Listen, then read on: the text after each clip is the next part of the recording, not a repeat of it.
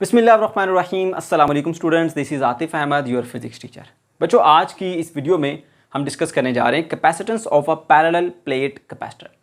इससे previous lecture में हमने पढ़ा था कैपेसिटर क्या होता है, पैरेलल प्लेट कैपेसिटर क्या होता है, किस तरह से इसके अंदर हम चार्ज को स्टोर करते हैं, यानी इलेक्ट्रिकल एनर्जी को किस तरह से स्टोर किया जाता है, किस तरह से इसके अंदर मौजूद इलेक्ट्रिकल एनर्जी को इस्तेमाल में लाया जा सकता है। इसके अलावा हमने देखा था कैपेसिटेंस क्या होती है, ठीक है, उसका जो ट्रू कंसेप्ट है वो आपके साथ शेयर किया था, राइट। और कैपेसिटेंस जो है वो किन फैक्टर्स पर डिपेंड करती है उनको जस्ट पॉइंट आउट किया था। आज हम उनको साथ में डिटेल से डिस्कस करेंगे।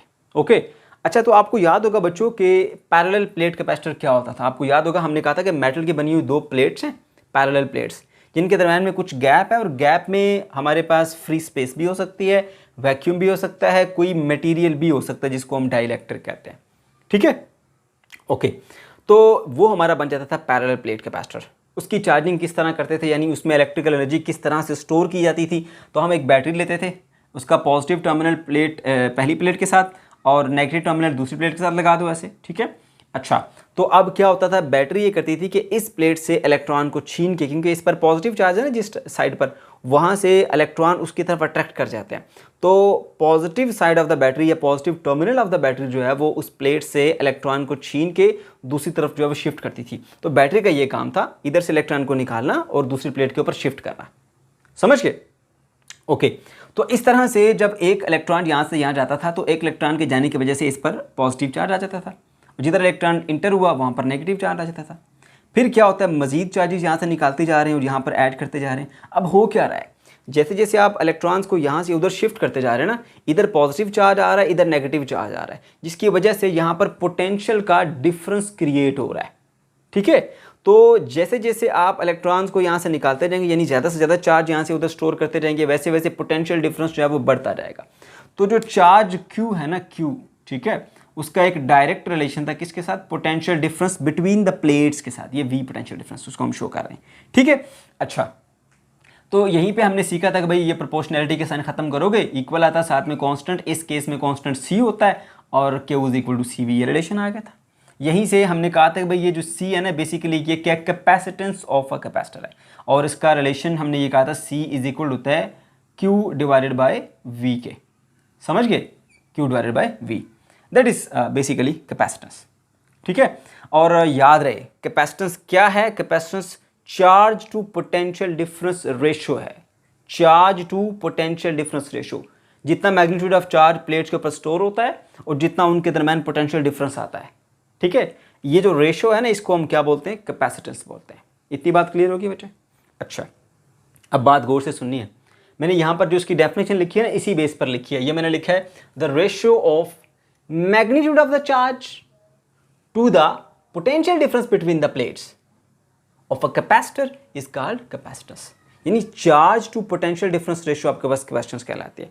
मैंने यहाँ पर वो डेफिनेशन अवॉइड किया है जो हम पहले से पढ़ते आ रहे हैं, ठीक है, कि capacity of a capacitor to store the charge, जो जितना ज़्यादा चार्ज स्टोर करता है उतनी ज़्यादा उसकी कैपेसिटेंस होती है, क्योंकि इससे बहुत सारी कन्फ्यूजन्स फैलती हैं। वो क्या कन्फ्यूजन है मैं आपके साथ पहले क्लियर कर दूँ, ठीक है। सुनिए ज़रा। अब बच्चों, हमारे पास ये एक कैपेसिटर है, ठीक है, इसकी एक प्लेट, और ये इसकी आगे जी हमारे पास दूसरी प्लेट, ठीक है। इसको मैंने ऐसे कनेक्ट कर दिया एक बैटरी के साथ, सेल कह लें आप इसको, ठीक है। और इसका पोटेंशियल डिफरेंस जो है ना वो हमारे पास 2 वोल्ट है, ठीक है। और मान लीजिए जब ये फुली चार्ज होता है, ठीक है, तो यहाँ पर जो चार्ज स्टोर करेगा वो कितना जी, 4 कूलम कह लें आप। 4 कूलम चार्ज स्टोर करता है। जब फुली चार्ज होने के बाद यहाँ पर भी पोटेंशियल डिफरेंस उतना ही होता है जितना यहाँ पर है, ठीक है। अच्छा, तो फिर कैपेसिटेंस इसके इस फॉर्मूले के मुताबिक क्या होगी, C is equal to Q by V होता है। कितना चार्ज स्टोर किया, 4, और पोटेंशियल डिफरेंस कितना है, 2। तो क्या आ गया जी हमारे पास, ये आ गया जी 2 आंसर, 2 फैरेड। तो इसकी कैपेसिटेंस कितनी है जी, 2 फैरेड।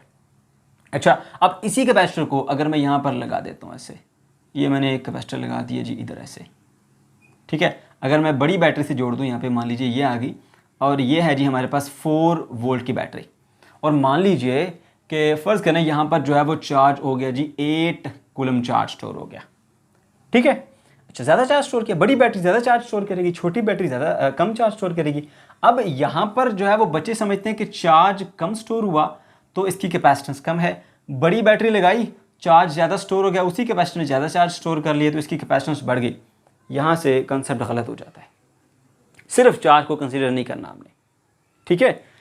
यहाँ पर हम बात करते हैं कि capacitance charge to potential difference ratio है। यहाँ पर देखो इसकी कैपेसिटेंस मैं निकालता हूँ, C इज इक्वल टू क्या होगा, C is equal to Q by V होगा।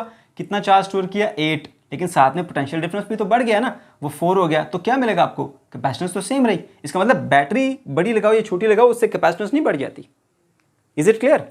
तो इसलिए मैंने ये डेफिनेशन जो है अवॉइड किया कि हम ये ना समझ लें कि ये जो मिसकंसेप्शन जो हमारे माइंड में अक्सर पाई जाती है, आपके माइंड में अगर है तो क्लियर कर लें कि अगर ज़्यादा चार्ज स्टोर होगा तो कैपेसिटेंस ज़्यादा होगी, कम चार्ज स्टोर होगा तो कैपेसिटेंस कम होगी। ठीक है, ये कंसेप्ट जो है वो हमारे माइंड में नहीं होना चाहिए। सिर्फ कैपेसिटेंस की बात नहीं, इसमें चार्ज की बात नहीं करेंगे, साथ में पोटेंशियल डिफरेंस को भी रिलेट करेंगे। Because C is equal to Q by V, Q charge to potential difference ratio है।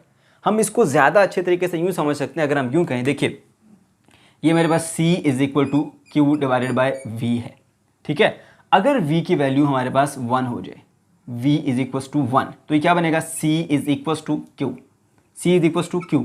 तो हम यूं कह सकते हैं कि 1 वोल्ट का पोटेंशियल डिफरेंस क्रिएट करने के लिए बैटरी जितना चार्ज एक प्लेट से दूसरी प्लेट पर शिफ्ट करती है, जितना चार्ज स्टोर करती है, ठीक है, वो हमारे पास क्या होती है, कैपेसिटेंस होती है, कैपेसिटेंस के इक्वल। यानी अगर 1 वोल्ट का पोटेंशियल डिफरेंस सेटअप करने के लिए बैटरी जो है वो यहाँ से यहाँ जो चार्ज शिफ्ट कर रही है, जो चार्ज चले स्टोर कर रही है, वो 10 कूलम है। ठीक है, 10 कूलम चार्ज स्टोर करने के बाद 1 वोल्ट का पोटेंशियल डिफरेंस सेटअप हो रहा है, तो उसकी कैपेसिटेंस 10 फैरेड होगी। अगर 1 वोल्ट पोटेंशियल डिफरेंस सेट करने के लिए बैटरी 5 कूलम चार्ज स्टोर कर रही है एक प्लेट से निकाल के दूसरी प्लेट पर, तो उसकी कैपेसिटेंस 5 फैरेड होगी। बात समझ गए? तो ये बात अच्छे से समझ लो कि सिर्फ चार्ज की बात नहीं करनी, capacitance is basically charge to potential difference ratio. Clear हो गया? अच्छा, तो उम्मीद है अब आपका कंसेप्ट जो है वो ये क्लियर हो जाएगा। तो ज़्यादा अच्छे तरीके से आप इसको यूं याद रख सकते हैं, अमाउंट ऑफ चार्ज जो हम इसके ऊपर स्टोर करते हैं, amount of charge to produce 1 volt potential difference, कितना चार्ज इस प्लेट पर स्टोर किया जाए कैपेसिटर की प्लेट पर कि उनके दरमियान 1 वोल्ट का पोटेंशियल डिफरेंस सेटअप हो जाए, उस चार्ज के बराबर उसकी कैपेसिटेंस होती है। अगर 5 कूलम चार्ज स्टोर करने के बाद 1 वोल्ट का पोटेंशियल डिफरेंस आ रहा है, तो कैपेसिटेंस कितनी होगी उसकी, 5 फैरेड। अगर 4 कूलम चार्ज स्टोर करने के बाद 1 वोल्ट का पोटेंशियल डिफरेंस सेटअप हो जाए, तो उसकी कैपेसिटेंस कितनी होगी, 4 फैरेड। क्लियर हो गया? अच्छा जी, तो अब हम बात करते हैं जी, हमने पहले भी ये बातें डिस्कस की थी, Q is equal to CV का फॉर्मूला। तो अब हम फिर क्या डिस्कस करने जा रहे हैं, ये तो कैपेसिटेंस थी हमारे पास, लेकिन हमने पढ़ा था भाई कैपेसिटेंस जो है वो डिपेंड करती है एरिया ऑफ द प्लेट के ऊपर, सेपरेशन यानी डिस्टेंस बिटवीन द प्लेट्स के ऊपर, और मीडियम बिटवीन द प्लेट्स। ठीक है, तो ये जो फार्मूला था कैपेसिटेंस का, इसके अंदर कोई एक भी चीज़ यहाँ पे आपको नज़र नहीं आ रही होगी। तो आज हमने कैपेसिटेंस का एक ऐसा रिलेशन जो है वो बनाना है जिसके अंदर ये तमाम चीज़ें हमें दिखें, हमें नज़र आएँ। ठीक है, और हम बता सकें कि किस तरह से कैपेसिटेंस जो है वो इन फैक्टर्स पर डिपेंड करती है। ठीक है बच्चों, तो चलिए स्टार्ट करते हैं। मैं इसको पहले अरेज कर देता हूँ। ठीक है, ये हमारे काम का नहीं है, जस्ट हमने इसको सीखने के लिए यहाँ पर लिखा था। अच्छा जी, तो देखिए अब जब हम इसको इस कैपेसिटर के साथ एक बैटरी को कनेक्ट कर देते हैं, ठीक है, तो यहाँ पर आपको पता है चार्ज इधर से इधर शिफ्ट होते हैं, इलेक्ट्रॉन ऐसे, तो इधर पॉजिटिव इधर नेगेटिव, हाई और लो पोटेंशियल बन जाते हैं, यानी पोटेंशियल डिफरेंस सेटअप हो जाता है और इन दोनों प्लेट्स के दरमियान एक इलेक्ट्रिक फील्ड आ जाती है। ठीक है, अब देखिए जब आपने इसको साथ बैटरी से कनेक्ट किया है, तो गौर से सुनना, प्लेट्स में पोटेंशियल डिफरेंस V आ गया और उसके दरमियान इलेक्ट्रिक फील्ड E सेटअप हो गई, और उनके दरमियान जो डिस्टेंस है वो कितना D है। तो कोई ऐसा मैथमेटिकल रिलेशन, कोई फार्मूला फिजिक्स में जिसमें E, V और D की बात की जाए, तो आपके माइंड में फ़ौरन से आएगा potential gradient, electric field as a potential gradient. तो वो क्या था, E is equals to minus delta V by delta R, ऐसा एक रिलेशन था, अगर आपको याद हो, है ना। इसमें E इलेक्ट्रिक फील्ड है, डेल्टा V जो है वो पोटेंशियल डिफरेंस यानी चेंज इन पोटेंशियल कह लें आप उसको, वही डेल्टा R क्या है, वो डिस्टेंस था। तो आप इसको यूं भी लिख सकते हैं, देखिए ये बेसिकली चेंज कैसे निकालते हैं हम किसी भी चीज़ का, हम कह लेते हैं जी VB माइनस VA, ऐसे ही 1 2 भी लिख सकते हैं, AB भी लिख सकते हैं। भाई 2 पॉइंट के पोटेंशियल का फर्क होता है, पोटेंशियल डिफरेंस। डेल्टा का मीन चेंज, है ना। तो नीचे क्या डेल्टा R, डेल्टा R क्या बेसिकली फासला होता है, डिस्टेंस होता है। तो देखो यहाँ पर हम उसकी जगह पर ना D, डिस्टेंस की जगह पर हमने D यूज़ किया, तो सिंपली इसके नीचे आप ऐसे D लिख सकते हैं, राइट। अच्छा, अब आपको ये पता है बच्चों कि माइनस को अगर मैं इन साइड मल्टीप्लाई करना चाहूँ तो मैं कर सकता हूँ, ये पॉजिटिव है नेगेटिव बन जाएगा, ये नेगेटिव है पॉजिटिव बन जाएगा, तो VA और माइनस VB हो जाएगा, यानी जो नेगेटिव था वो पॉजिटिव बन गया, जो पॉजिटिव था वो नेगेटिव बन गया, और डिवाइडेड बाय आ गया मेरे पास ये D। ठीक है, सिंपली मैंने क्या किया है, मैंने देखा यहाँ पर इलेक्ट्रिक फील्ड, ये डिस्टेंस और ये पोटेंशियल डिफरेंस की बात हो रही है, तो इन तीनों को रिलेट करने वाला एक फार्मूला है ये electric field as a potential gradient. ठीक है, तो उसी के वो हमने यहाँ पर लिखा, जस्ट थोड़ी सी उसमें मॉडिफिकेशन कर रहा हूँ। पहले मैंने चेन कैसे निकालते हैं, फाइनल माइनस इनिशियल कह लें या V B minus V A कर लें, 2 - 1 कर लें, आपकी अपनी चॉइस है। ठीक है, और उसके बाद मैंने बताया डेल्टा आर बेसिकली डिस्टेंस है, जिसको हम यहाँ पर डी से डिनोट कर रहे हैं, ये डी आ गया हमारे पास, राइट। तो अब ये V A V minus B यानी दो वैल्यूज हैं, ये एक पॉइंट का पोटेंशियल, ये दूसरे पॉइंट का पोटेंशियल। अब माइनस करेंगे तो आपको डिफरेंस क्या मिलेगा, कोई ना कोई पोटेंशियल ही मिलेगा ना। ठीक है, तो यहाँ पर कोई फर्स्ट कर इसकी वैल्यू 20 है, इसकी वैल्यू 10 है, तो 10 - 20 कोई एक वैल्यू आपको मिल जाएगी। तो हम ये फर्ज कर लेते हैं वो वैल्यू क्या है, मेरे पास v है, तो v/d ये एक नया फार्मूला जो है वो आपने यहाँ पर इस्तेमाल करना है, बहुत इंपॉर्टेंट। E = v/d। ठीक है, ये आ गया। ठीक है ना, अब ये वो रिलेशन है जो इलेक्ट्रिक फील्ड इंटेंसिटी E और इनमें पोटेंशियल डिफरेंस V और जो स्पेस है D, इन तीनों को रिलेट करने वाला है। तो जस्ट इसके अंदर छोटी सी मॉडिफिकेशन करके हमने इसको इस फॉर्म में ले आए। अच्छा जी, अब बच्चों आपने इलेक्ट्रिक फील्ड का एक और फार्मूला भी यहाँ पे अप्लाई करना है। वो क्या है, वो फार्मूला क्या है जी, वो फार्मूला है E = क्या था हमारे पास, sigma divided by epsilon naught. अब आप सोच रहे होंगे कि सर ये फार्मूला आप कहाँ से लेकर आ गए। बच्चों आपने गाजीज लॉ को पढ़ा था, आपको याद होगा। गाजीज लॉ के अंदर डिफरेंट सिचुएशंस थी, डिफरेंट सिचुएशंस के अंदर आपने इलेक्ट्रिक फील्ड इंटेंसिटी को कैलकुलेट करना था, है ना। कभी एक स्फीयर होता था आपके पास, कभी इनफाइनाइट शीट ऑफ चार्ज होती थी। ठीक है, और आपको याद होगा इनफाइनाइट शीट ऑफ चार्ज के केस में इलेक्ट्रिक फील्ड इंटेंसिटी का फार्मूला आपके पास क्या था, E = 1/2 sigma bye epsilon not था, है ना। फिर इसी तरह से आपके पास जो पैरेलल प्लेट्स थी ऑपोजिटली चार्ज, तो यहाँ पर भी देखो कैपेसिटर में क्या है, दो पैरेलल प्लेट्स हैं जो कि ऑपोजिटली चार्ज हैं, तो उनके दरमियान भी इलेक्ट्रिक फील्ड इंटेंसिटी जो हमने ऑलरेडी गाजीज लॉ से कैलकुलेट की थी वही हम इस्तेमाल करेंगे। तो ये इनफाइनाइट शीट ऑफ चार्ज के लिए था, वो तो हम यहाँ पर इस्तेमाल नहीं कर सकते, यहाँ पर दो प्लेट्स हैं। तो अब अगर आपके पास इस तरह से दो प्लेट्स आ जाती हैं, एक पॉजिटिव और एक ऐसे नेगेटिव, आपको याद होगा, तो उनके दरम्यान अगर किसी जगह पे आपने इलेक्ट्रिक फील्ड कैलकुलेट करनी होती, जैसे हमने यहाँ पर एक क्लोज गॉसियन सरफेस कंसीडर की थी, तो आपको याद होना चाहिए उसके अंदर जो इलेक्ट्रिक फील्ड इंटेंसिटी थी वो क्या थी, वो थी जी हमारे पास sigma divided by epsilon naught. समझ गए, ये किसके लिए था, ये आप उस वक्त इस्तेमाल करते थे जब आपके पास इनफाइनाइट शीट ऑफ चार्ज, वो एक ही शीट ऑफ चार्ज थी। अब यहाँ पर अगर दो पैरेलल प्लेट्स हैं जिन पे ऑपोजिट चार्ज है, उनके दरमियान इलेक्ट्रिक फील्ड इंटेंसिटी निकालनी चाहिए, तो आप ये वाला रिलेशन इस्तेमाल करते थे, ये हमने ड्राइव किया था। तो देखो यहाँ पर भी सेम सिचुएशन है, एक पॉजिटिव प्लेट एक नेगेटिव प्लेट, इसके बीच में इलेक्ट्रिक फील्ड इंटेंसिटी निकालनी है, तो वो कैसे होगी जी, आपको सिग्मा बाय एप्सिलॉन नॉट से मिलेगी। ठीक है, तो उम्मीद है आपको ये पॉइंट समझ में आ गया होगा। अब मैं इसको यहाँ से अरेज कर देता हूँ। तो ये मेरे बच्चों इस तरह से हमें मिला। अच्छा जी, तो अब देखो जी सिग्मा इसमें बेसिकली क्या है, मैं आपको वो बता देता हूँ। सिग्मा कहते हैं चार्ज डेंसिटी को, ये आगे जी थोड़ा सा इसका रुख इस तरफ को होता है, चले मैं ऐसे लिख देता हूँ इसको, ये ऐसे सिग्मा बाय एप्सिलॉन नॉट यूँ लिखते हैं सिग्मा। ठीक है, तो सिग्मा बाय एप्सिलॉन नॉट, इसमें सिग्मा क्या है जी, ये सिग्मा क्या चीज़ है, ये सिग्मा कहते हैं चार्ज डेंसिटी को, चार्ज डेंसिटी कहते हैं चार्ज पर यूनिट एरिया, यानी Q divided bye A, charge per unit area, एक यूनिट एरिया में कितना चार्ज पाया जाता है। समझने के लिए अगर मैं कहूँ कि ये हमारे पास एक प्लेट है, एक एरिया है, कोई भी शीट हो सकती है, उसके ऊपर पॉजिटिव चार्ज इस तरह से डिस्ट्रीब्यूटेड है, इस तरह से, ये ऐसे। ठीक है, अब इसको मैं यूनिट एरिया मान लेता हूँ, एक और मैं इतना ही यूनिट एरिया ले लेता हूँ किसी चीज़ का, ये इतना ही एरिया मैंने ले लिया, अप्रोक्सीमेटली इसके बराबर ही, चलिए थोड़ा सा बड़ा बन गया, हम इसको छोटा कर लेते हैं ऐसे। अब इसके ऊपर जो पॉजिटिव चार्ज है वो आप देख सकते हैं, ये ऐसे बहुत ज़्यादा करीब है। तो देखिए इसकी जो चार्ज डेंसिटी है वो लो है, इसकी चार्ज डेंसिटी हाई है, यानी कितना चार्ज एक यूनिट एरिया पर पाया जाता है, इसकी लो चार्ज डेंसिटी है, इसमें हाई चार्ज डेंसिटी है। ठीक है, मैं इसमें सिग्मा की वैल्यू आपको स्मॉलर मिलेगी, इधर सिग्मा की वैल्यू आपको ग्रेटर मिलेगी। समझ गए बच्चों। अच्छा जी, तो ये सिग्मा बेसिकली क्या होती है, हमारे पास charge density, charge per unit area, किसी यूनिट एरिया में कितना चार्ज पाया जाता है। तो मैं इसकी वैल्यू को फिर यहाँ पर इस्तेमाल कर सकता हूँ। ओके, चलिए ब्लैक से लिख लेते हैं इसको। E = सिग्मा की जगह क्या लिखूंगा, Q/A, तो Q ऊपर आ जाएगा और A इसके साथ नीचे आ जाएगा, A × epsilon not, like this. तो ये आ गई जी मेरे पास इक्वेशन नंबर 2। अब ज़रा देखिए, इक्वेशन नंबर 1 में E V/D के इक्वल है और इक्वेशन नंबर 2 में E जो है वो Q/A × एप्सिलॉन नॉट के इक्वल है। अब E इसके भी इक्वल है, E इसके भी इक्वल है, इसका मतलब ये हुआ कि फिर ये दोनों आपस में इक्वल हैं। या आप यूँ भी कह सकते हो कि आप यहाँ से E की वैल्यू लेके इस इक्वेशन में पुट कर दो, आपकी अपनी चॉइस है। ठीक है, कि आपने इक्वेशन 1 से E की वैल्यू ली और इक्वेशन 2 के अंदर E की वैल्यू पुट कर दी, तो मैं यहाँ पर पुट करता हूँ, ठीक है। वैसे मैं यहाँ पे ये भी लिख सकता हूँ, कंपेयरिंग इक्वेशन नंबर 1 एंड 2, ठीक है। 1 2 को कंपेयर किया तो ये ई वी बाई डी के इक्वल है, तो मैं यहाँ पर ई की जगह लिख देता हूँ वी बाई डी, और ये वाला ई किसके इक्वल है, Q by A into epsilon naught, ठीक है। अब आप सोच रहे होंगे कि सर इसमें कैपेसिटेंस का कोई तो नज़र ही नहीं आ रहा, कैपेसिटेंस कहाँ है इसके अंदर, है ना। तो कैपेसिटेंस क्या होती है, charge to potential difference ratio, जिसको हम सी से डिनोट करते हैं।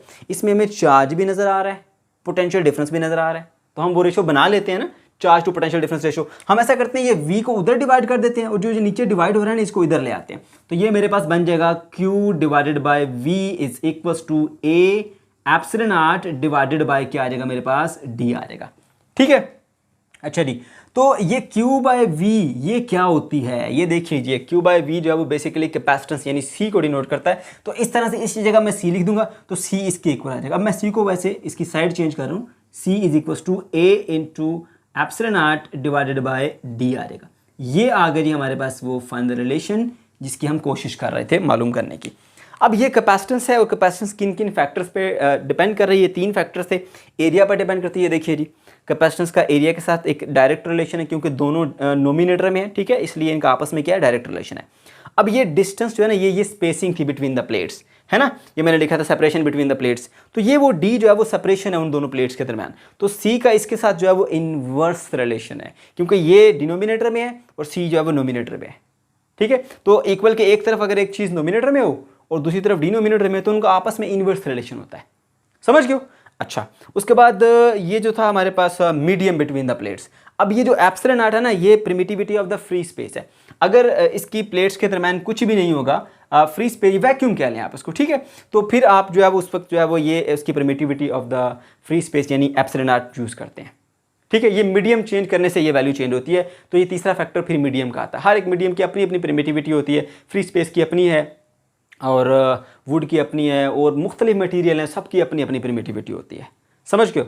अच्छा, तो बच्चों ये आ गया जी हमारे पास एक फाइनल रिलेशन कैपेसिटेंस का, ठीक है। अब मैं आपको ये बता देता हूँ कि किस तरह से जो है ये इन फैक्टर्स के ऊपर डिपेंड करती है, स्पेशली एरिया को समझाना पड़ेगा। अब देखो बेटा, यहाँ पर एरिया के साथ कैपेसिटेंस का एक डायरेक्ट रिलेशन आ रहा है, मतलब ये कि अगर एरिया ज़्यादा होगा, ठीक है, तो एरिया ज़्यादा होने से क्या होता है, हमारे पास जो कैपेसिटेंस है उनको इन्हांस किया जा सकता है, बढ़ाया जा सकता है। अगर हम कैपेसिटर की प्लेट्स का एरिया कम कर लेंगे तो फिर जो है वो क्या होता है, हमारे पास जो है वो कैपेसिटेंस कम हो जाती है। अब सवाल ये पैदा होता है कि हम इतने बड़े बड़े कैपेसिटर्स फिर किस तरह बनाएं, हमने चार्ज स्टोर करना है, अगर एरिया बड़ा हो जाएगा तो जाहिर सी बात है उसका चार्ज का जो हमारे पास जो उस डिवाइस का या कैपेसिटर का जो साइज़ है वो बढ़ जाएगा। फिर क्या करेंगे, हम इस तरह करते हैं, आपने अक्सर देखा होगा आपके पास जो कैपेसिटर होता है वो इस तरह सेल शेप का होता है, ये कुछ इस तरह की शेप, ये ऐसा है ना, तो आपको वो प्लेट्स भी नज़र नहीं आ रही है तो जिनकी हम बात कर रहे होते हैं। तो असल में क्या होता है, ये बड़ी बड़ी प्लेट्स होती हैं, ये हमने एक प्लेट रखी, ठीक है, और इसके ऊपर ये हमने एक और कोई इंसुलेटेड मटेरियल रख दिया, पेपर हो सकता है, कोई ऑयल ग्रीस हो सकती है, कोई और मटेरियल हो सकता है इंसुलेटेड मटेरियल, और उसके ऊपर तीसरी लेयर हम रख देते हैं जी जो हमारे पास एक और मेटल प्लेट है। तो ये भी मेटल प्लेट, ये भी मेटल प्लेट, और बीच में डाई इलेक्ट्रिक यानी कोई भी इंसुलेटेड मटीरियल, ठीक है, और इन दोनों के साथ हम एक एक वायर लगा देते हैं ऐसे। फिर क्या करते हैं जी, हमने इसको ऐसे रोल किया और रोल करके तो इस बॉक्स के अंदर ये केज होता है इसका, उसके अंदर फिक्स कर देते हैं। तो इस तरह से ये होते असल में जो है वो बड़ी बड़ी प्लेट्स होती हैं, लेकिन उसको रोल करके ना ऐसे गोल करके हम उसको एक छोटे से इस बॉक्स के अंदर, इस केज के अंदर हम क्लोज कर देते हैं, ठीक है। तो इस तरह से हम कैपेसिटर का एरिया जो है वो समझ गए कि एरिया जितना ज़्यादा होगा प्लेट्स का उतना ज़्यादा वो चार्ज स्टोर करने की एबिलिटी रखती है। क्लियर होगी बात। अच्छा जी, अब एक चीज़ और भी है बच्चों, एक चीज़ एक तरह से और भी इसको देखो, ये जो हमारे पास एरिया है ना, कितना एरिया प्लेट्स, दोनों प्लेट्स का आमने सामने है, इस पर भी कैपेसिटेंस डिपेंड करती है। आपने क्लास 10th में वेरिएबल कैपेसिटर पढ़ा होगा, आपको याद होगा, उसमें क्या था कि हमारे पास जो है वो कुछ इस तरह की एक रॉड लगी होती है और उसके ऊपर ना डी शेप की ऐसे डिस्क सी लगी होती है, ठीक है, डी शेप की। तो एक जो है वो यहाँ पर ऐसे डी शेप की डिस्क लगी होती है, ठीक है, यहाँ पर और भी होती है लेकिन मैं एक शो कर रहा हूँ, और एक इसके ऊपर होती है। मैं आपको समझाने के लिए बताता हूँ, देखो बच्चों कि हमारे पास ये इस तरह से जो है ना वो दोनों, जब ये दोनों, ये प्लेट और ये प्लेट दोनों आमने सामने होती है, इस तरह से मैक्सिमम एरिया इनका आमने सामने है, तो वो मैक्सिमम कैपेसिटेंस जो है वो स्टोर करेंगी। लेकिन जब आप देख सकते हैं ऐसे, इस लोकेशन में भी देखें, ऐसे भी देखें, अब क्या होता है, अगर आप इसको टर्न करते हो ऐसे, तो आप देखो इनका जो प्लेट्स का जो एरिया आमने सामने है ना वो कम हो गया, क्योंकि जो आपको यहाँ पर इसमें मेरा पीछे वाला हाथ नजर आ रहा है, ठीक है, इधर आप जो है वो चार्ज स्टोर नहीं होगा, इधर चार्ज स्टोर नहीं होगा, ठीक है। इसके अलावा यहाँ पर भी देख सकते हैं इधर चार्ज स्टोर नहीं होगा। जितना एरिया इसका आमने सामने होता है ना दोनों प्लेट्स का, सिर्फ उधर ही चार्ज स्टोर होता है। तो आप जो है वो क्या करते हो, आप ऐसा करते हो कि अगर आपने इसकी कैपेसिटेंस को फुल करना है, मैक्सिमम करना है, तो दूसरी प्लेट भी बिल्कुल इसके ऊपर ही आप ऐसे लेके आते हो, ये बिल्कुल ऐसे इसके ऊपर। दोनों प्लेट्स पैरेलल हैं, इनका मैक्सिमम एरिया आमने सामने है, तो वो मैक्सिमम चार्ज को स्टोर करेंगी। अगर आपने इसमें जो है वो चार्ज को कम स्टोर करना है, ठीक है, इसकी वेरिएबल कैपेसिटर के अंदर हम कैपेसिटेंस इसकी कम ज़्यादा कर सकते हैं, तो वो फिर क्या करते हैं, जब आप इसको टर्न करते हो और ये डी जो है वो घूमती हुई मान लीजिए आपने यहाँ पर लिया ऐसे, अब इस सूरत में सिर्फ इतना एरिया जो है दोनों प्लेट्स का आमने सामने है, तो वो इतने से एरिया में चार्ज स्टोर होगा, ठीक है, कैपेसिटेंस जो है वो कम हो जाएगी। और अगर आपने बिल्कुल लो करनी है तो आप क्या करोगे, यहाँ से इसको और घुमाते हुए इसको इस तरह ले आओगे, मैं आपको शो करता हूँ यहाँ पर कि आपका जो है वो कुछ इस तरह से आ जाएगा ऐसे। अब वो थोड़ा सा इसका हिस्सा जो है ना वो आमने सामने, ये इतना सा एरिया जो है दोनों प्लेट्स का आमने सामने है, तो इस थोड़े से एरिया में चार्ज जो है वो स्टोर होगा। तो इसलिए दोनों जो हमारे पास प्लेट्स हैं वो उनका कितना एरिया आमने सामने है, ये नहीं कि उनका एरिया है बड़ा होना चाहिए, वो कितना आमने सामने है, ठीक है, उस पर भी डिपेंड करती है कैपेसिटेंस। जैसे मैंने यहाँ पर बताया, आप देखें वैसे तो प्लेट्स का एरिया ज़्यादा है, लेकिन आमने सामने एक दूसरे के फेस टू फेस कितना एरिया वो बहुत थोड़ा सा, जिसको मैंने हाईलाइट किया, इसलिए कैपेसिटेंस जो है वो यहाँ पर कम होगी। क्लियर होगी बात? तो बच्चों इस तरह से हमने एरिया को सीख लिया, और ये वेरिएबल कैपेसिटर के अंदर इसी तरह से काम होता है। अच्छा, अब हम बात कर लेते हैं जी स्पेसिंग की। अब मैंने बताया कि भाई इसके साथ क्या रिलेशन है, इन्वर्स रिलेशन है। इन्वर्स रिलेशन का मतलब ये होता है कि अगर स्पेसिंग बढ़ेगी तो कैपेसिटेंस कम हो जाएगी, ठीक है, और अगर स्पेसिंग कम होगी तो कैपेसिटेंस ज़्यादा हो जाएगी, ठीक है। तो इस पर भी जो है वो डिपेंड करता है। तीसरा आ जाता है जी परमिटिविटी। अब अगर मैं इसके अलावा कोई और मीडियम रख देता हूँ, जैसे मैंने यहाँ पर ये एक मीडियम रखा हुआ है, ठीक है, तो जब मैं यहाँ पर मीडियम रखूँगा तो मीडियम रखने से उसकी जो कैपेसिटेंस होती है वो बढ़ जाती है, चार्ज स्टोर करने की एबिलिटी बढ़ जाती है। इसके नेक्स्ट आने वाले लेक्चर्स के अंदर जब हमने डाइलेक्ट्रिक की बात करनी है तो वहाँ पर मैं आपको गाइड भी करूँगा, बताऊँगा भी कि आखिर ऐसा क्या होता है कि डाइलेक्ट्रिक रखने से जो उसकी कैपेसिटेंस है वो बढ़ जाती है। यहाँ पर सिर्फ थोड़ा सा आपको एक आइडिया दूंगा, ठीक है, वहाँ पर डिटेल से बात करूँगा मैं। तो अब मैं देखता हूँ जी किस तरह से क्या वाकई कैपेसिटेंस में कोई फ़र्क पड़ता है कि नहीं फ़र्क पड़ता। पहले मैं आपको ये बात बता दूँ बच्चों कि ये जो हमारे पास रिलेशन है कैपेसिटेंस का, मैं यहाँ लिखता हूँ इसको, क्योंकि वैक्यूम की सूरत में, वैक्यूम में कहूँगा इसको, ठीक है, तो CV से डिनोट करूँगा। कैपेसिटेंस उस वक्त कैपेसिटेंस जब प्लेट्स के दरम्यान में कोई मीडियम नहीं पाया जा रहा, वैक्यूम है या फ्री स्पेस कह लें, तो C = A × एप्सिलॉन नॉट और डिवाइडेड बाय क्या आ जाता है हमारे पास, D आ जाता है, ठीक है, ये एक इक्वेशन है, ठीक है। अच्छा, अब अगर ऐसा कर देते हैं जी हम इसके दरम्यान में कोई मीडियम रख देते हैं, तो वो मीडियम क्या करता है, वो मीडियम कैपेसिटेंस को बढ़ा देता है। मीडियम क्या करता है, कैपेसिटेंस को बढ़ा देता है। कैसे बढ़ा देता है मैं आपको समझाता हूँ अभी वो बातें। पहली बात यह कि अगर आपने एक मीडियम रख दिया तो उस वक्त जो कैपेसिटेंस होगी उसको आप CM से डिनोट करें। CV का मतलब है कैपेसिटेंस उस वक्त जब कोई मीडियम नहीं पाया जा रहा है, वैक्यूम है, और M का मतलब मीडियम होता है ना, तो ये उस वक्त की कैपेसिटेंस है जब कोई ना कोई मीडियम बीच में पाया जाता है, ठीक है ना, ये आ गया। तो यहाँ पर फिर यहाँ पे एप्सिलॉन नॉट की जगह पे आप क्या लिखेंगे, उस मीडियम की परमिटिविटी, यानी परमिटिविटी ऑफ द मीडियम, उसको मैंने एप्सिलॉन M से शो किया और डिवाइडेड बाय ये D। तो बच्चों एप्सिलॉन M हमारे पास क्या है, परमिटिविटी ऑफ द मीडियम है। अब पहले हम ये जान लेते हैं भाई परमिटिविटी ये क्या बला होती है, ठीक है, मैं आपको समझाता हूँ। देखिए, हम देखते हैं कि ये जो प्लेट्स ऑफ कैपेसिटर हैं इनके दरम्यान में इलेक्ट्रिक फील्ड सेटअप है, ठीक है। अब अगर हम इसके दरम्यान में कोई मटेरियल रखते हैं तो ये मटेरियल जो है वो क्या करता है, इसकी इलेक्ट्रिक फील्ड को अफेक्ट करता है, ठीक है। आप यूँ समझ लीजिए कि इसकी इलेक्ट्रिक फील्ड को अपोज करता है, रजिस्ट करता है, ठीक है। अगर वो थोड़ा रजिस्ट करेगा इलेक्ट्रिक फील्ड को, ऐसा मीडियम है, तो हम कहेंगे उसकी परमिटिविटी लो है। अगर वो इस इलेक्ट्रिक फील्ड को ज़्यादा अफेक्ट करता है, मान लीजिए ज़्यादा रजिस्ट करता है, तो हम कहेंगे उसकी परमिटिविटी हाई है। समझ गए? तो बेसिकली जो मटेरियल जितना ज़्यादा अपोज करेगा, जितना ज़्यादा उसको अफेक्ट करेगा इस इलेक्ट्रिक फील्ड को, वो उसकी परमिटिविटी उतनी ज़्यादा होगी। जितना वो कम अफेक्ट करेगा उसकी परमिटिविटी कम होगी। समझ गए? और ये भी याद रखो कि सबसे लोएस्ट जो परमिटिविटी होती है वो फ्री स्पेस या वैक्यूम की होती है। वो सबसे कम अपोज करता है, सबसे कम अफेक्ट करता है इलेक्ट्रिक फील्ड को। क्लियर हुई बात? अच्छा, तो ये वजह है जी, हम कहते हैं जी सबसे लोएस्ट हमारे पास जो होती है परमिटिविटी वो फ्री स्पेस की होती है। आप कोई मीडियम रखेंगे तो डेफिनेटली वो इस फील्ड को अफेक्ट करेगा, और जो इसकी परमिटिविटी है हम कहेंगे वो हाई है फ्री स्पेस से, राइट।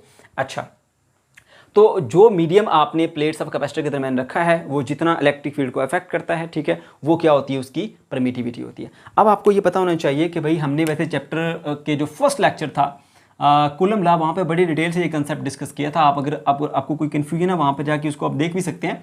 तो जो हमारे पास मीडियम की परमिटिविटी होती है वो होती है जी हमारे पास epsilon naught into epsilon r, ऐसा हमने पढ़ा था कुछ। अब ये क्या चीज़ें हैं? ये एप्सिलॉन नॉट तो है हमारे पास permittivity of the free space, ठीक है। एप्सिलॉन एम जाहिर सी बात है जो मीडियम इस्तेमाल कर रहे हैं उसकी परमिटिविटी है। एप्सिलॉन आर कहते हैं रिलेटिव परमिटिविटी को, कि किसको? रिलेटिव परमिटिविटी को। अब ये रिलेटिव परमिटिविटी क्या बला आगे कहाँ से आगे, ये तो समझ में आ रहा है भाई। एप्सिलॉन आर जो भाई फ्री स्पेस है, इसके दरमियान वैक्यूम है, वो कितना उसको जो है वो क्या करता है, फील्ड को अफेक्ट करता है, ये उसकी परमिटिविटी होती है। इसको एप्सिलॉन आर से गो कर दिया।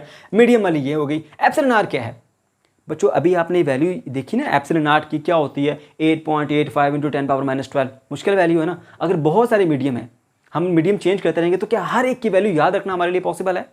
नहीं ना, मुमकिन नहीं याद रखना। तो फिर हम यहाँ पर एक कंसेप्ट इंट्रोड्यूस करते हैं रिलेटिव परमिटिविटी का। हम मीडियम्स की परमिटिविटी को फ्री स्पेस के साथ रिलेट करके बताते हैं। लाइक अगर मैं कहता हूँ जी इसकी परमिटिविटी जो है ना, ये एप्सिलॉन आर जो है ये फ्री स्पेस की है, और मैंने इसकी वैल्यू को मैंने बताया आपको, लेकिन आप सपोज करें ये क्या एक्स है, ठीक है। मुश्किल है ना वैल्यू याद रखना इसकी, क्योंकि 8.85 10⁻⁻12 पावर ऊपर नीचे हो सकती है, भूल सकती है, रटे लगाने पड़ेंगे, मुश्किल होता है, बहुत मुश्किल है इसको याद रखना, है ना। तो हम हर एक मटेरियल की परमिटिविटी को याद नहीं कर सकते। तो अगर मैं ये कह दूं कि हमारे पास एक मटेरियल है ए, उसकी परमिटिविटी फ्री स्पेस का 2 गुना है, ठीक है, तो मैं ये वैल्यू याद रख सकता हूँ भाई ये जो मटेरियल है ना, ए मटेरियल, इसकी परमिटिविटी फ्री स्पेस का 2 गुना है। मुझे ये पॉइंट याद रहेगा, आसानी से याद रख सकता हूँ मैं, ठीक है। हो सकता है मुझे उसकी एग्जैक्ट वैल्यू भूल जाए। ये मटेरियल है बी, इसकी परमिटिविटी फ्री स्पेस का 3 गुना है, ये भी मुझे याद रहेगी। ये फ्ला मटेरियल है, इसकी परमिटिविटी फ्री स्पेस का 10 गुना है, ऐसे मैं याद रख लूँगा। 5, 6, 7, 8, 10 वैल्यूज़ मैं यहाँ से याद रख सकता हूँ कि फ्ला की परमिटिविटी इसका इतना गुना है, ठीक है। अब इसी तरह मैं कहता हूँ जी वुड की, तो मैं कहता हूँ जी वुड की परमिटिविटी जो है वो 3.3 टाइम होती है फ्री स्पेस के, तो मेरे लिए बड़ा आसान हो जाएगा उस वैल्यू को याद रखना, है ना। तो इस तरह से हम किसी भी मीडियम की जो परमिटिविटी हम एग्जैक्ट वैल्यू याद नहीं रख सकते ना, तो हम उसको फ्री स्पेस से रिलेट करके याद रखते हैं। तो जो मैं आपको ये कह रहा हूं ना कि मटेरियल ए की परमिटिविटी फ्री स्पेस का 2 गुना है, ये 2 गुना में जो 2 है ना, ये 2 रिलेटिव परमिटिविटी है, ठीक है। मटेरियल कोई और है आपके पास, उसकी परमिटिविटी फ्री स्पेस का 10 गुना है। ये मैं 10 गुना कह रहा हूं ना, 10, ये 10 क्या है? ये रिलेटिव परमिटिविटी है, इसका यूनिट नहीं होता, समझ गए हो। तो इसी तरह से मुख्तलिफ मटेरियल की जो है वो रिलेटिव परमिटिविटी होती है। जैसे अब वुड है, ठीक है, वुड की 3.3 होती है, ठीक है। अब मुझे वुड की एक्चुअल परमिटिविटी का मुझे नहीं वैल्यू याद, मुश्किल है मेरे लिए याद रखना, लेकिन मुझे इतना पता है कि ये फ्री स्पेस का 3.3 टाइम होती है। तो अगर ये मुझे रिलेटिव परमिटिविटी पता हो तो मैं आसानी से वैल्यूज़ को निकाल सकता हूँ। कैसे? अब देखो ज़रा, मैंने सपोज किया कि भाई इसकी जो परमिटिविटी है ना फ्री स्पेस की, वो एक्स है। अब वुड की 3.3 टाइम है, 3.3 है रिलेटिव परमिटिविटी, तो वुड की परमिटिविटी निकालनी है, तो मैं यहाँ पे वुड लिखता हूँ, मैं क्या करूँगा, 3.3 मल्टीप्लाई बाय एक्स कर दूंगा, तो मेरे पास उसकी परमिटिविटी आ जाएगी। तो ये बेसिकली एक्स क्या है? Permittivity of the free space, और ये 3.3 क्या है? Relative permittivity. तो याद रहे, किसी भी मटेरियल की परमिटिविटी आपने निकालनी है, ठीक है, तो आप उसको इस तरह लिखते हो कि भाई उसकी रिलेटिव परमिटिविटी को फ्री स्पेस की परमिटिविटी से मल्टीप्लाई कर देते हो, तो हमारे पास मीडियम की परमिटिविटी आ जाती है। डायरेक्टली मीडियम की परमिटिविटी हम नहीं लिखते, हमें नहीं याद रहती, हमें जस्ट उसकी जो वैल्यू है ना, ये क्या कहते हैं उसको, रिलेटिव परमिटिविटी की, वो याद होती है। जैसे वुड की मैंने बताया 3.3 टाइम है। अब अगर एक्चुअल उसकी परमिटिविटी निकालनी है वुड की, तो मैं कैसे निकालूंगा? देख लो ज़रा, ये आ गया वुड की परमिटिविटी, ठीक है। Epsilon naught into epsilon R होती है, उसकी रिलेटिव परमिटिविटी होती है 3.3, और एप्सिलॉन नॉट की वैल्यू कितनी होती है? 8.85 इंटू 10⁻⁻12। मैं मल्टीप्लाई करूँगा, मुझे एग्जैक्ट वैल्यू मिल जाएगी। तो मुझे याद रखने की क्या ज़रूरत है फिर? तो कितना आसान कर दिया ना इसने। तो ये बच्चों कंसेप्ट होता है रिलेटिव परमिटिविटी का, ठीक है। इसी वजह से हम क्या करते हैं, हम मीडियम की परमिटिविटी को यूं लिखते हैं, epsilon naught into epsilon R, ठीक है। तो मैं यही कंसेप्ट यहाँ पर मैं इस्तेमाल करते हुए लिखूँगा, C M is equals to A into epsilon naught into epsilon M, और डिवाइडेड बाय एप्सिलॉन आर आएगा, ठीक है। ये देखिए ना, R, epsilon naught epsilon R, और डिवाइडेड बाय डी आ गया, ठीक है। अब मुझे यहाँ से क्लियर नहीं हो रहा कि भाई कैपेसिटेंस बड़ी है कम हुई है, मीडियम रखने से क्या फ़र्क पड़ा। अच्छा, ये देखो V यानी कैपेसिटेंस CV का मतलब है उस वक्त कैपेसिटेंस जब वैक्यूम है ना, A epsilon naught by d, ये क्या लिखा हुआ, A epsilon naught by d. इन तीनों की जगह पे क्या लिखूंगा मैं? CV लिखूंगा। तो लिखूंगा मैं जी CM is equals to CV और मल्टीप्लाई बाय एप्सिलॉन R। समझ गए हो? अब बच्चों ये देखो ज़रा, मीडियम की परमिटिविटी आपको मिलती है वैक्यूम की परमिटिविटी मल्टीप्लाई एप्सिलॉन आर, और एप्सिलॉन आर यानी इसकी वैल्यू जो है वो हमेशा 1 से ग्रेटर होती है, याद रखना। रिलेटिव परमिटिविटी हमेशा इसकी वैल्यू जो है वो 1 से ग्रेटर होती है, क्योंकि कोई ऐसा मटेरियल नहीं है जिसकी परमिटिविटी फ्री स्पेस से कम हो। समझ गए? जब सबकी परमिटिविटी फ्री स्पेस से ज़्यादा है यानी फला मटेरियल है उसकी 1.1 हो सकती है, 1.2 हो सकती है, 1.3, 1 से कम नहीं हो सकती। मिनिमम जो सबसे कम फ्री स्पेस की अपनी जो रिलेटिव परमिटिविटी है वो 1 होती है। बाकी जितने मीडियम है उनकी उससे ऊपर होती है, 1.1, 1.2, 1.3, 1, 2, 3, 4, 5, 6 कुछ भी हो सकती है, 1 से कम नहीं हो सकती। इसलिए रिलेटिव परमिटिविटी जो है वो हमेशा ग्रेटर देन 1 होती है, और ग्रेटर देन 1 नंबर को जिससे मल्टीप्लाई करते हैं ना वो उसको इंक्रीज कर देता है। समझो? एक 8 एक नंबर है ना, 8, अगर मैं इसको किसी भी ग्रेटर देन नंबर से मल्टीप्लाई करूंगा ग्रेटर देन 1 से, वो बढ़ा देगा। देखना 8 मल्टीप्लाई बाय 2 करो, उसने बढ़ा के 16 कर दिया। और अगर लेस देन 1 से मल्टीप्लाई करूंगा वो कम कर देगा। 8 है ना, मल्टीप्लाई बाय 0.5 करो, वो उसको 4 कर देगा। क्लियर हुई बात? मैंने बिल्कुल बेसिक लेवल पे जाके आपको समझा दिया। तो बच्चों ये हमारे पास जो है वो कंसेप्ट आ गया भाई कि हमारे पास जो ये कैपेसिटेंस है इन केस ऑफ मीडियम वो क्या होती है जी, ग्रेटर होती है as compare to capacitance in case of capacitance in case of vacuum. ये वैक्यूम तो पता लगा कि मीडियम रखने से क्या होती है, कैपेसिटेंस इंक्रीज हो जाती है। ओके बच्चों, अगर आप चाहो तो इसको इस इक्वेशन को इस तरह भी लिख सकते हो, epsilon R is equals to C M over C V. ठीक है, और यहाँ पर एक बात को आपने लाजमी साथ में मेंशन करना है कि भाई एप्सिलॉन आर जो है वो ग्रेटर देन 1 है। ठीक है, ओके। तो बच्चों ये हमारे पास आज का टॉपिक था। अगर आपको कोई कन्फ्यूजन है या किसी किस्म का कोई प्रॉब्लम है तो कमेंट सेक्शन के अंदर आप ज़रूर पूछ सकते हैं। अल्लाह हाफिज़।